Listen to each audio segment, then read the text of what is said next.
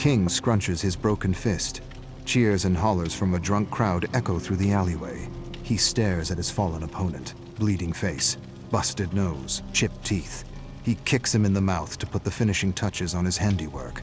He never lost a fight. Not now. Not ever. Always bet on King. He glances over the crowd, spots Donnie, an old friend with a gambling problem. Not much of a problem if he continues to bet on me. King looks at his watch. He's late for a family meeting. King's father gives his mother hell for talking back for something he didn't quite understand. It's always the same crap. King grinds his teeth. Blood and warmth rush up his face. Every scrap, every single one he won because he saw his father's face on his opponent. He wants to lash out, to say something, anything. But to say something is to be cut off.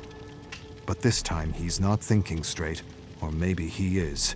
His father raises a hand to strike his mother. It happens faster than the thought to perceive it. One moment he snatches his father's arm, the next he's beating him black and blue for years of accumulated shit. He walks away while his mother tries to help his father up. You're out. Never show your face here again, ungrateful bastard. Get out.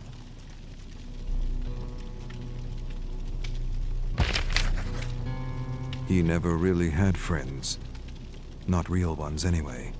He had an entourage. A group of sods enjoying the high life with his credit card. Now he has no one. Not a single bloody friend to help him out. He had friends once upon a time in school, but that was long ago. He needs money. But money doesn't grow on trees, and no one wants to challenge him. Not after what he did to his last opponent. He needs a job. His accounts are near empty, and his old careless spending habits are hard to break.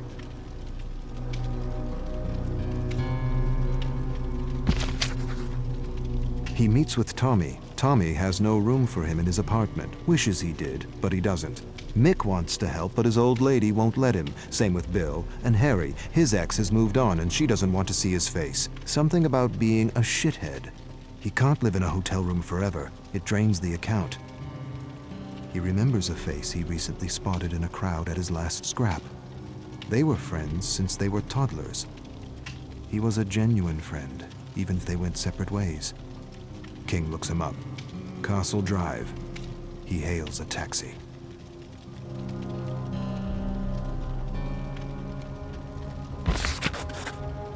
King hasn't felt real in a long time. He sits in Donnie's apartment drinking old ale, realizing how much he misses genuine heart-to-hearts. Donnie was his friend before he realized he came from money.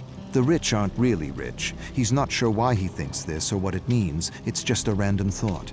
The ale talking, as it were. Donnie says he can stay until he figures things out. He's not sure when that will be. It doesn't matter. A sudden rap at the door startles him. Donnie stands, opens the door to reveal a few men in black leather jackets. Muscle. King doesn't hear much. What he does hear, he doesn't like. Donnie owes money and can expect a bundle of lead in the face if he doesn't pay. He laughs when he returns to the kitchen table. It's your fault, King. I don't know who to bet on anymore. King lost his last 3 jobs and is going back to what he does best. A challenger steps into the circle in the dimly lit alley, double his size, massive. King doesn't care. A head's a head. He'll go down like the others. Crowd calls him the Ghetto Masher. The Ghetto Masher glares at him. The ref spits out rules he's heard 1,000 times. King stares at him and sees not his father, but his opponent. A bell sounds. With a bestial snarl, the Ghetto Masher lunges. King evades a wild blow that would have ripped his head off. He feels strange, unresponsive, confused. Donnie screams at him. He glances at him as he receives a massive fist to the skull.